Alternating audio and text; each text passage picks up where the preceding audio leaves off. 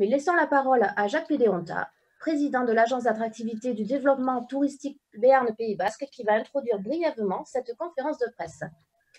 Jacques, au vu de la situation exceptionnelle due au Covid-19, comment le tourisme se porte-t-il et comment la saison s'annonce-t-elle?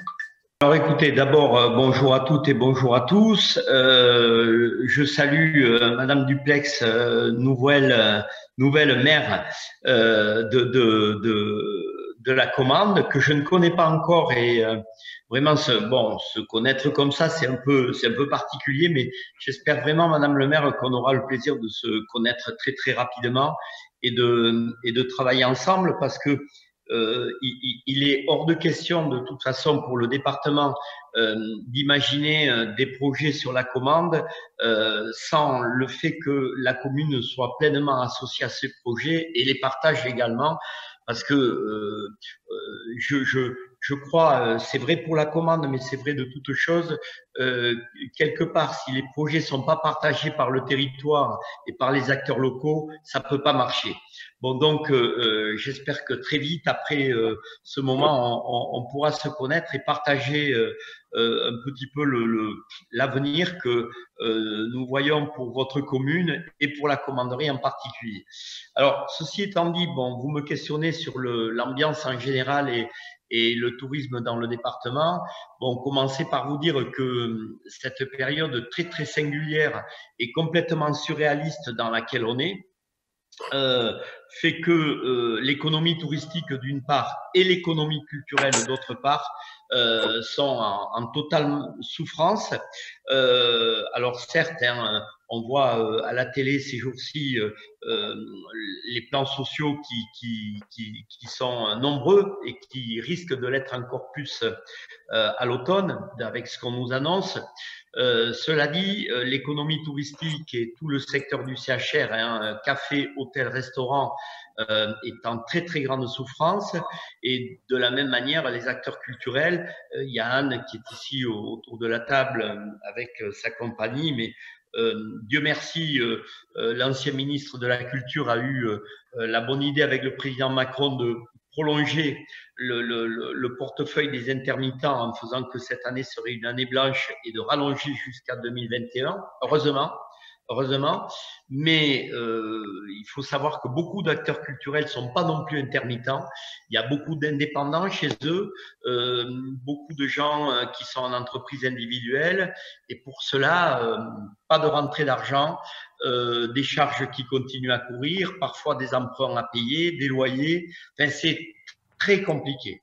Bon, maintenant que j'ai dit ça, écoutez, de deux choses l'une, soit on voit tout en noir et c'est la bouteille à moitié pleine, la bouteille à moitié vide. Je préfère voir la bouteille à moitié pleine. Donc, en termes d'économie touristique, et je laisserai, puisqu'on ne s'est pas calé avant, je laisserai Olivier Géry parler plus particulièrement du projet qu'on a initié à la commande et où il s'est arrêté. Si tu veux bien, Géry, Olivier, je te laisserai faire la présentation. Moi, je vais juste me consacrer à une photographie de l'économie touristique pour vous dire ce que je pense aujourd'hui, 8 juillet. Bon, le secteur était totalement à l'arrêt, ça reprend petit à petit. Nous, pour ce qui concerne l'ADT, hein, Agence d'attractivité départementale du tourisme, ancien CDT, on est sur un plan de relance avec, en partenariat avec le département sur plusieurs axes. Le premier, on a imaginé pendant la période du Covid une opération qui s'appelle le repos des héros, où on a consacré un budget important dans cette opération qui consistait à offrir des séjours d'une valeur de 500 € à des personnels soignants ou des aidants, des personnes d'EHPAD, aides soignantes, infirmières, sur toute la France, qu'on a imaginé de récompenser en leur offrant en fait leurs vacances en Pyrénées-Atlantiques et de leur dire, écoutez, venez chez nous, on a les professionnels qu'il faut. Et du coup, si vous voulez, on ne s'est pas borné au territoire départemental, on a offert des séjours à toute la France en fait. C'était assez facile, il suffisait de s'inscrire sur le site internet, et séjours consommés chez les professionnels des Pyrénées-Atlantiques. Alors ça, c'est une grosse opération dont on a fait le tirage au sort le 3 juin dernier. Il y a 16 555 personnes qui se sont inscrites sur le site, parrainées par 16 000 autres. C'est-à-dire qu'on a une banque d'adresses de 32 000 personnes intéressées par la destination Béarn ou par la destination Pays Basque. Là-dessus, si vous voulez, le département s'est engagé sur un plan de relance d'1 million d'euros. Qu'est-ce qu'on fait avec ce 1 million d'euros? Je crois qu'on va se consacrer à ça. Vous allez voir, ça va très vite. C'est 1 million d'euros. On est parti sur l'idée que cet argent soit réinvesti chez les professionnels de notre territoire. Donc, avec 1 million d'euros, on sort 600 000 euros consacrés à des chèques du 64 à 64 euros. Qu'est-ce que c'est le 64 à 64 euros? C'est 9 000 bons cadeaux d'une valeur de 64 euros à consommer en Béarn et en Pays Basque d'une manière équitable. Ça veut dire que avec ces chèques-là, le premier tirage au sort a eu lieu le 1er juillet. On a 11 000 personnes qui se sont inscrites.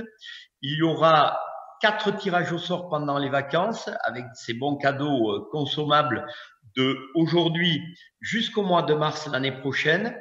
Et donc, avec 64 euros, vous pouvez tout faire, sauf consommer, utiliser ces chèques-là dans la restauration.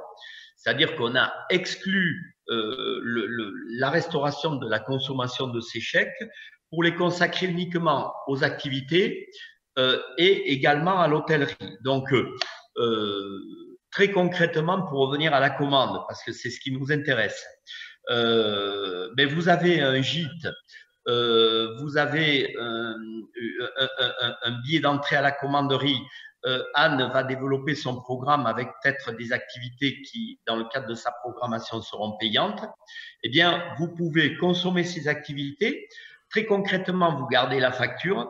À partir du moment où vous êtes tiré au sort et vous avez le bon cadeau, vous gardez la note de votre nuit en gîte, vous gardez la note de l'entrée à la commanderie, vous rentrez la note d'une activité consommée avec éclat de lire, vous envoyez ça à l'ADT et on vous rembourse. Donc, très, très grosse opération. Le repos des héros, on y a consacré 100 000 euros. Multiplié par 4 parce qu'on a le groupe VVF qui nous a rejoint et un certain nombre d'opérateurs de gîtes, dont Soupçon en Jurançon d'ailleurs, qui fait des balades autour de la commanderie, dans les vignobles des viticulteurs et dans tout le territoire du Jurançonnais, si bien qu'on a un peu plus de 800 personnes qui se sont vues dotées d'un séjour d'une semaine d'une valeur de 500 euros.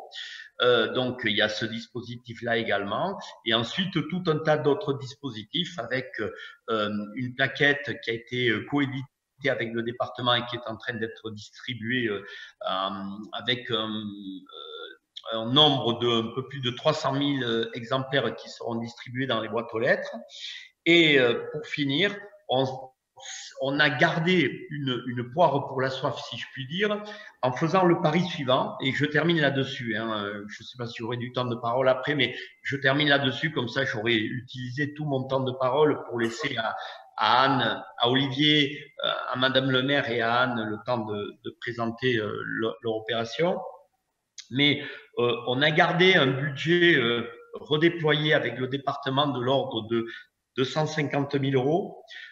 Qu'on ne va pas dépenser maintenant, en se disant, et je reviens à le début de la saison touristique dans laquelle on est, les pertes d'exploitation des chiffres d'affaires des professionnels de ces 3 derniers mois, il ne faut pas rêver, ce sera dur et on ne les rattrapera pas, même en faisant une très bonne saison touristique cet été. Mais on fait le pari, et c'est plus qu'un pari que, d'une part, avec ce qu'on a mis en place, aujourd'hui, les restrictions des protocoles qui ont été en partie levées, avec l'espoir que le 10, c'est-à-dire dans 2 jours, la levée de l'état d'urgence sanitaire au niveau national, la prise de parole du nouveau Premier ministre et du Président de la République allégeront les protocoles qui sont aujourd'hui en vigueur. Ça, c'est vraiment quelque chose qu'on espère. Nous pensons, une fois dit ceci, que nous allons vivre un très bel été.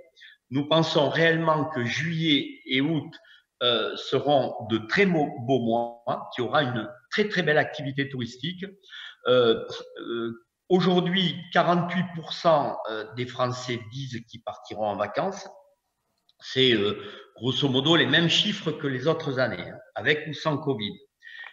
À la différence que ces 48% de Français qui vont partir en vacances vont partir sur le territoire France et ne vont pas partir à l'export. Une petite partie peut-être partira, on aura 10% de pertes, d'après ce que dit Atout France et des personnes comme Didier Arinaud de ProTourisme, donc on peut être assez sûr de ça. Et je pense que des destinations comme la nôtre, le Jurançonnais en particulier et le site de la commande en particulier avec l'offre qu'il représente, peuvent vraiment tirer leur marron du feu avec l'espoir d'une très très belle fréquentation touristique. Pour vous dire un petit peu notre site internet, le 5 juin, par rapport au 5 juin de l'année dernière, a vu 20 000 personnes, 20 000 clics supplémentaires en termes de connexion se connecter sur la destination Tourisme 64, sur le Béarn ou sur le Pays Basque. Bon, Gîtes de France a vu ses réservations s'envoler. Enfin, beaucoup d'opérateurs nous donnent des signes que l'été, la fréquentation de cet été risque d'être bonne, voire même très très bonne. Je finis en vous disant que je vous ai parlé des 250 000 euros et qu'on s'est gardé pour ne pas les dépenser, parce qu'on s'est dit que ce serait une erreur de mettre tout l'argent de la promotion au début de l'été, à cause des indicateurs que nous avons qui font qu'on a l'espoir que ce sera un très bel été. Et donc, avec ces 250 000 euros, on va faire ce qu'on n'a jamais fait, c'est-à-dire une campagne de télévision avec un peu plus de 170 spots sur France Télévisions qui sortiront à la fin du mois d'août et au début du mois de septembre pour vendre la destination Béarn et la destination Pays Basque. Pourquoi on fait ça? Parce qu'on se dit qu'après ce bel été, j'ai fini Aurélie, je te vois lever les bras au ciel, après ce bel été, n'oublie pas qu'on est en caméra, je vois tous tes mouvements. Après ce bel été, le Béarn en particulier a la chance d'avoir aussi de très beaux automnes. Il y a ici un été indien qui est très très souvent se poursuit parfois jusqu'à la Toussaint.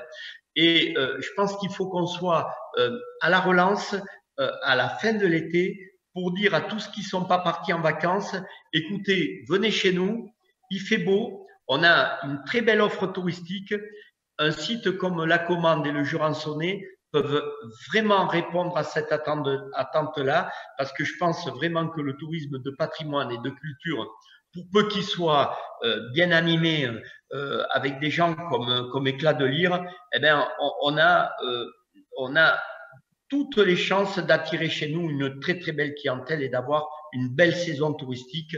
Et je m'arrête là.